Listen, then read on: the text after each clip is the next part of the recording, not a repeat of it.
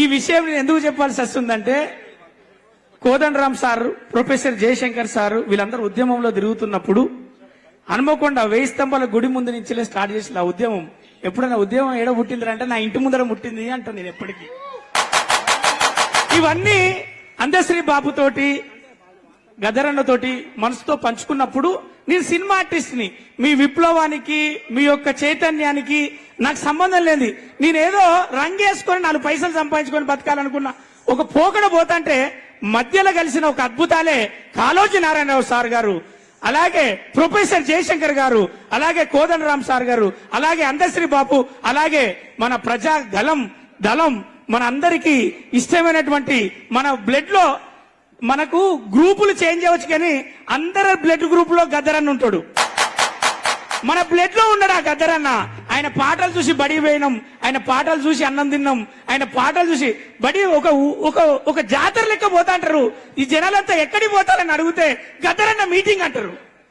అలాంటి మీ మీటింగ్లు చూసి పెరిగిన మేము గద్దరన్నతో కలిసే సమయం వచ్చినప్పుడు ఆయన అన్న మాట అంటే ఉద్యమం తర్వాత రాష్ట్రం ఏర్పడ్డాక అవకాశాలు తెలంగాణ వాళ్ళకి వచ్చినప్పుడు ఒకసారి ఒక సందర్భంలో అందశ్రీ బాబు ఇంటికి పిలుచుకున్నాడు.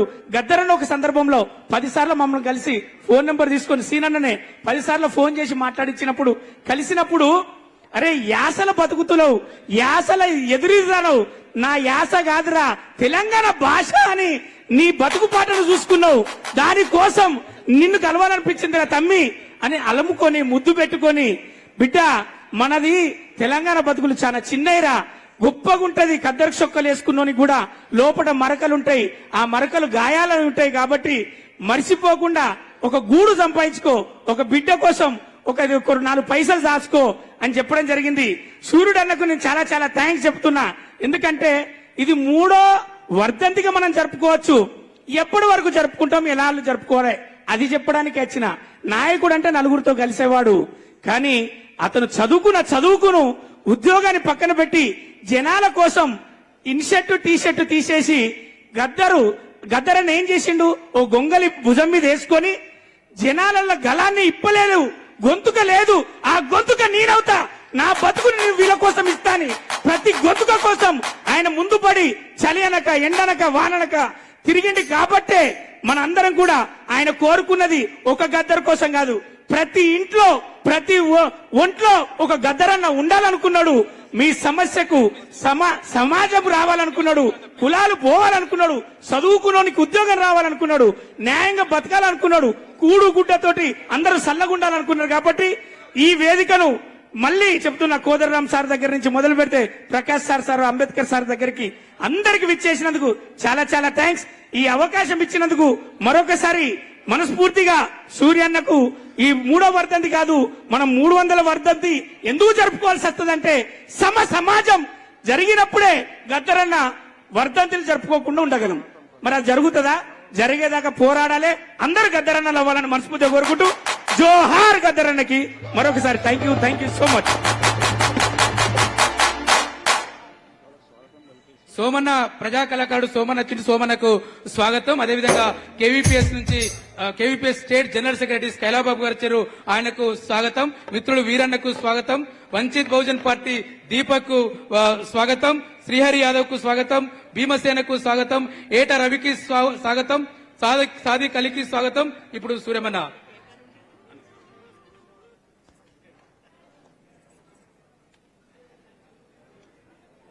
అనేక మంది వక్తలు ఉన్నారు మాట్లాడడానికి.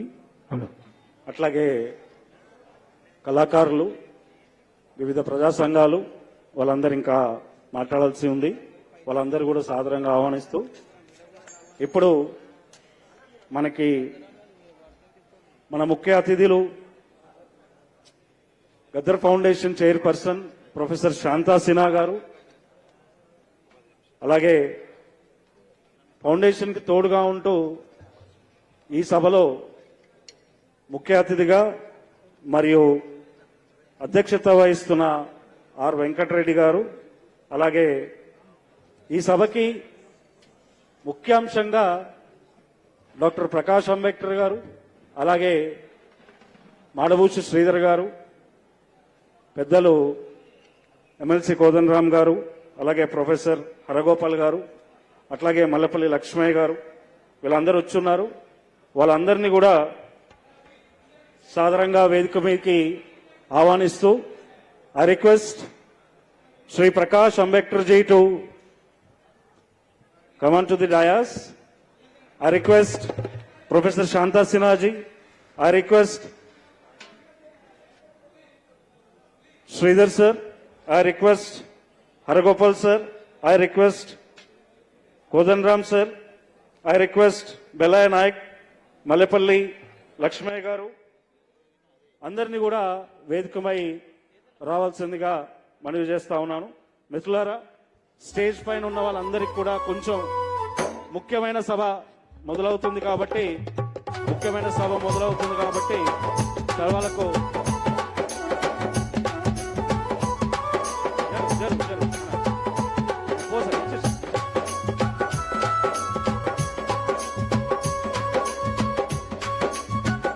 అట్లాగే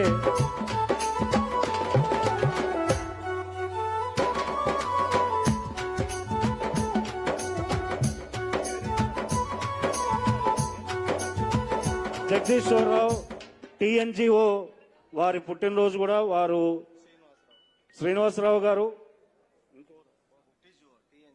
వెంకటరెడ్డి గారు,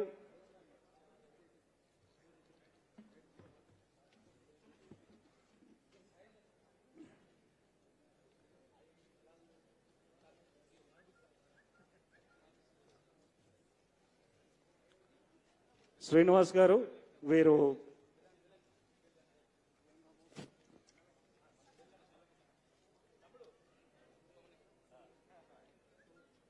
అట్లాగే ఈ సభకి Haragopal sir,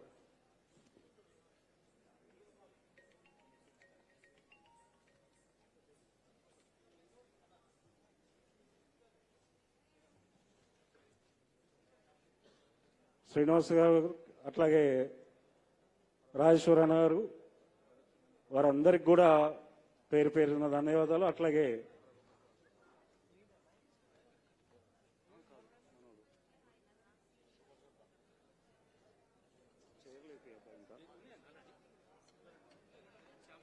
Shyam garu, gazetted officer association president Shyam గారికి, Srinivas sir president, sorry general సెక్రటరీయా మన్నించాలి, ఏమన్నా పిల్లలు. నమస్తే.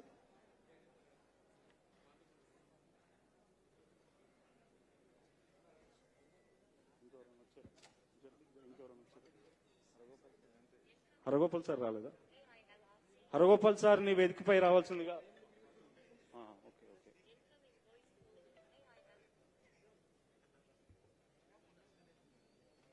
మిత్రులారా, ముఖ్యంగా వేదికపై ఉన్న వాళ్ళు అందరికి కూడా పేరు పేరున ధన్యవాదాలు చెప్తూ, దయచేసి వేదికను ఖాళీ చేసి కిందికెళ్ళి కూర్చోవలసిందిగా మనవి చేస్తా ఉన్నాను. దయచేసి ప్లీజ్ అటువైపు కూడా బాబు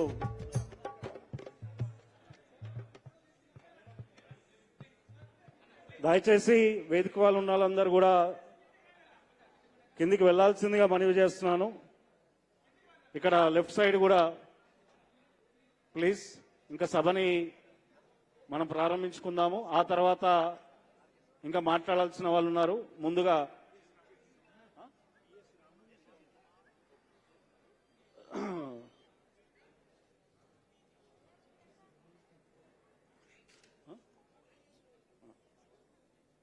వెంకటరెడ్డి సార్,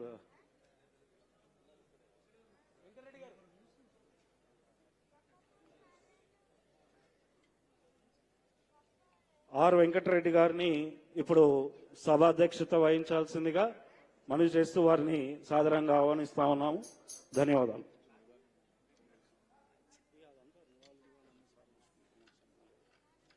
థ్యాంక్ యూ. వేదికను అలంకరించిన పెద్దలు, ముఖ్యంగా ఈరోజు కీలక ఉపన్యాసం చేయడానికి వచ్చిన ప్రకాష్ అంబేద్కర్ గారికి స్వాగతం, సుస్వాగతం. తెలంగాణ గద్దర్ ఫౌండేషన్ ఆధ్వర్యంలో నిర్వహిస్తున్న మూడవ వర్ధంతి సందర్భంగా आपको स्वागत सर, बहुत वेलकम। आपका टाइम लिए इतना लोगों के से बात करने के लिए हम वेलकम करते हैं। అదే విధంగా గద్దర్ ఫౌండేషన్ చైర్పర్సన్ గారు శాంతా సిన్హా గారు, మాడబూసి శ్రీధర్ గారు, ప్రొఫెసర్ అరగోపాల్ గారు, కోదండరామ్ సార్ గారు, బిల్యానాయక్ గారు, మల్లెపల్లి లక్ష్మయ్య గారు తదితర పెద్దలందరికీ స్వాగతం పలుకుతూ సమయాన్ని దృష్టిలో ఉంచుకొని ముఖ్యంగా గద్దర్ ఆశయాలను ముందుకు తీసుకుపోవడానికి